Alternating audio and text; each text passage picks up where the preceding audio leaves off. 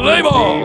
If they don't win, it's a shame. It's one, two, they fight you out of the old ball game. What's up, guys? Happy 420, happy Easter. Here we are, Tito Round Trippers from Abraham Drinkin' with episode 4, season 2 of Tito Talking Tribe. Thank you for tuning in this afternoon.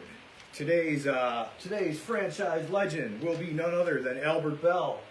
We salute. First man ever to go 50-50 in the same big league season. Doubles and home run. I believe that year also, 1995. Mo Vaughn won an MVP. A lot of people blamed his surly reputation, Albert Belle's with the media, for not getting that MVP. But either way, first guy to go 50-50. Slugged an incredible .929 for the entire month of September, that 1995 season. I mean, to slug that for a month, that's like, the team's lucky enough to get him out his first at bat, then he's due for a double his next at bat. I mean, that's just absurd. That's a great week, much less to keep that up for a month. Slugged .929 in 1995, September of 95. So that's a salute to Albert Belle, today's franchise legend we honor. Okay, on to this week. Pretty good week. In light of having one idle day and going on before the Sunday afternoon game, rather than our usual PM time, we'll be back to 8:30 PM next week. This is just a special Easter time, between it being Easter and the Cavs Game 1 playoff game tonight. Go Cavs in the playoff, by the way, before I forget. And also before I forget, Abraham Drinkin', tune in every Monday at 6 o'clock, usually from the Lincoln Lounge. They're doing a general content talk show there. And also this Wednesday at 7:30 from $2, I will be on a panel for Honest Abe Sports NFL Draft Preview. Browns drafting second, so a lot going on there. We got the Titans 1, Browns second, then, yes, the Patriots third, and Giants fourth. So an intriguing Big Four. An intriguing panel of prospects to choose from, so that's going to be a fun show, 7:30. So we got those two shows coming up this week on Abraham Drinkin' that I'm aware of. And, okay, moving on. So the guards were 3-2 this week. We lost 2-1 the series to the Orioles, which was unfortunate. I was hoping that Bybee could salvage the rubber match for us, and that didn't work out. But we won the first 2 against the Pirates, including beating Paul Skeens. And definite shout out to Ben Lively. He's already opposed Cole Ragans twice and Paul Skeens once this season, and his team has already won in 2 of those starts. That's a pretty good half a season for a journeyman pitcher, much less to have those accomplishments already before the month of May even. So shout out to Lively. He has already outdueled Cole Ragans once and not outlasted because he pitched longer, but his team won pitching against Paul Skeens yesterday. So Lively has really risen up and been good for us with some tough assignments. Just as fate would have it, he's a middle of rotation guy for us going against the other team's aces he's already had to face a few times. Sticking with pitching, I wanted to give so now we're 2 games over 500 by virtue of going 3-2 since our last broadcast, and we were a game over 500 again, losing 2-1 to the Orioles, taking the first 2 against the Pirates.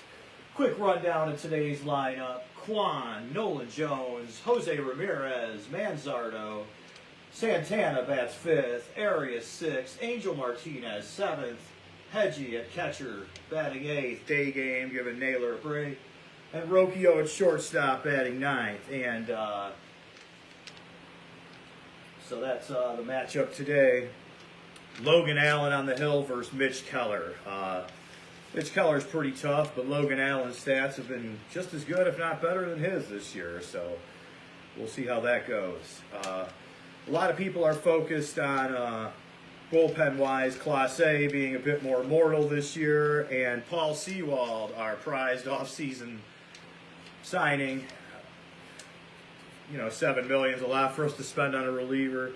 5.19 ERA for Sewald, closer to more like league average, 1.27 whip at least, but certainly disappointing, coupled with so far Class A taking a step back. But I wanted to give shout out in our bullpen to Cade Smith getting 12.2 strikeouts per 9 innings, and even more strikeouts than Cade Smith per 9. Hunter Gaddis, yet to give up an earned run, with 12.9 strikeouts, yet to give up an earned run.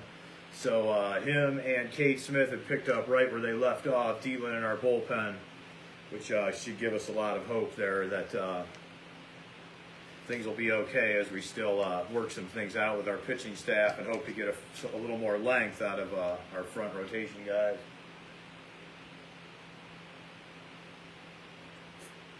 What else did I have here? So, yes, homestand, prolonged homestand.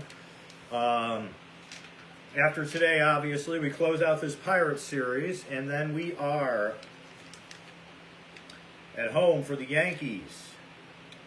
And then the weekend series is the Red Sox. And then I do believe the Angels also. It's a total of a 9-game homestand. But focusing on next week, it's the Yankees and Red Sox. The Yankees and Red Sox both have winning records. Made no relatively pedestrian road records, though, for the Yankees and Red Sox. The Yankees are about 5 games over 500 overall, but they're only 5-4 on the road, and the Red Sox 4-7 on the road. So certainly it'll be a challenging week. The Yankees and Red Sox have some star power, and they have some aspirations this year as well, to say the least. But should be manageable for us. We've been playing well at home. We have a noticeably better starting pitching ERA at home. And again, the Yankees only 1 game over 500 on the road. The Red Sox right now 3 games under 500 on the road. So we'll see how that goes. Pitching matchup of the week. I'm still waiting for Tanner Bybee to be Tanner Bybee. So I've got, once again, Tanner Bybee versus Will Warren as my pitching matchup of the week this Tuesday, the middle game against the Yankees. That's a evening game, 6:40 p.m. I believe. It's certainly an evening game. I think it's 6:40 first pitch. A little bit worried about Bybee at this point. 20 innings, 4 starts in. First of all, that's simple math. Flat 5.0 innings per start. Not ideal. And his whip's 1.50. That's right around the, Mendoza line of alarming for pitchers. To me, that 1.5 whip is the equivalent of batting average falling below 200 to a degree. You don't want to stay there long. So let's hope Bybee can turn it around and be a bit better, because we have gotten some great performances from Ortiz. He's really turned it around since the start of the season. And again, the aforementioned Lively already getting the best of some other teams' aces. So if we can get some more length and performance out of Gavin Williams and Tanner Bybee, starting rotation will be in really good shape. So let's hope we can keep rattling off some winning weeks here with these Yankees and Red Sox. And then again, the pitching matchup of the week for me is Tanner Bybee versus Will Warren, the middle game of the Yankees series on Tuesday, as we still wait for our ace to be our ace for now, and hopefully what better way to start doing that than in front of our hometown fans in the middle game against the Yankees series. So let's hope that's Bybee's long overdue breakout game. And down on the farm, I wanted to mention, first of all, our AA Akron, Kaifas, and Bazana are raking. They're 9-5. Now, AAA, as far as people knocking on big league's door, Juan Brito is hitting 291. Will Brennan, for what it's worth, is at 325. But we've already seen what he can do against big league pitching. I don't know if he's necessarily forcing his way up. But Will Brennan's hitting 325. Rule 5, Giants organization, minor league find, Will Wilson, batting 344. So he was widely viewed as going to be the guy when we broke camp that Jonathan Rodriguez was our 26th man. They were saying it might be Will Wilson, but he didn't make it. But he's done nothing but slowly forced his way up, hitting .344. So that's a pretty interesting subplot there. Where we'll put Will Wilson and when we'll call him up, because yeah, if he keeps hitting like that, we will find a place for him. Obviously, Ramirez isn't going anywhere at third base, and Wilson's best position is third base, but we will figure it out and move some things around and get Will Wilson up here if he keeps up that impressive .344 clip. So that's what I got in stats. I did want to mention that Will Warren's on the board for Rookie of the Year, Tuesday's Yankees pitcher. He's a long shot. There's a lot of long shots in the AL. Christian Campbell, just random fact, is the current favorite for Rookie of the Year at +230. And then you've got Kumar Rocker, Will Warren, other long shots. And also I wanted to mention, with us playing the Yankees this week, Jason Dominguez at +600. He hasn't done much yet, but he has a path to everyday playing time. Let's hope he doesn't get cooking against us this week, because he is still right behind Christian Campbell as the Rookie of the Year betting favorite. So we see a lot of interesting young bats this week here at home at Progressive Field, with overachieving Christian Campbell this weekend, and before that, the New York Yankees rookie sensation also, or hopeful rookie sensation, Jason Dominguez. So a couple of your Rookie of the Year favorites in a wide open Rookie of the Year field we navigate this week. So Yankees, Red Sox, luckily it's not 1999. We're not facing Mariano Rivera and Pedro Martinez, Yankees, Red Sox, but these are still talented, above 500 teams. Happy we're at home, but at the same time, it will be a good measuring stick facing these, talented franchises. The AL East is a very good division, and they're both above 500. So even though they have rather pedestrian road records, it's obviously going to be a challenging week for us. Let's hope that Gavin Williams and Tanner Bybee can level up a little bit pitching here and go from there. Gaddis and Cade Smith can continue to be impressive. Cade Smith's peripherals, 1.09 whip, 1.64 ERA to go along with those 12.2 strikeouts per 9 innings. So Cade Smith has been phenomenal for us. So we still have a very deep and talented bullpen, even with Sewald still finding his footing and his role here, and Clase obviously, having his struggles earlier on. So let's hope for a sweep today. Obviously, on paper, the hardest part was surviving Ben Loudley versus Paul Skeens yesterday, and thanks to Kyle Manzardo, props to Manzardo, hitting a dinger into the Allegheny River off Paul Skeens. And a nice young hitting prospect versus young pitching guy matchup, Manzardo into the Allegheny River, setting the tone for us hopefully to get the sweep today. Admittedly, on paper, Mitch Keller versus Logan Allen is a slight advantage to the Pirates, but again, this season, Logan Allen's numbers are as good as Mitch Keller's, and obviously, days off, Sunday lineup or not, the Guardians, any version of the Guardians lineup is better than the Pirates lineup. The Pirates lineup definitely lacks punch. Bart, their catcher's having an okay year, but certainly pedestrian by cleanup standard. McCutcheon's their number 3 hitter today and a lot of days. He's, a franchise icon in Pittsburgh, but he's not getting any younger. Batting 5th, Canario in center field. He has some power. I did read up on him, but he had just cleared his designate for assignment for the Mets, if I'm not mistaken. So, in theory, every team in the league just passed on this guy a few weeks ago, and now he's their number 5 hitter. Triolo batting 6th at first base.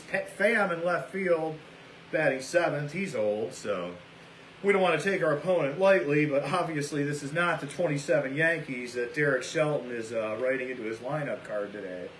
So let's hope Logan Allen can continue to be effective and outduel Mitch Keller, and we can get this sweep here on Easter Sunday and keep the momentum going for these pivotal home games coming up against the Red Sox and Yankees.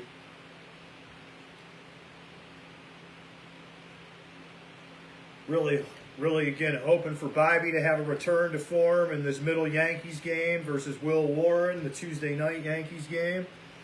And it's a big week. It's a good test against the above 500 Yankees and Red Sox. Hopefully, we're catching the Yankees with rotation problems, and we're catching both these teams while our starting pitching is performing a lot better at home than on the road. So let's keep this moving. This is the second straight broadcast where we have played above 500 balls since the last show. So again, let's keep stringing these victorious weeks around. 2-1, the Orioles outlasted us, but now it's so far 2-0 against the Pirates. So since this last broadcast, we're 3-2, going for the sweep. We sit at 2 games above 500, going for the sweep today. Let's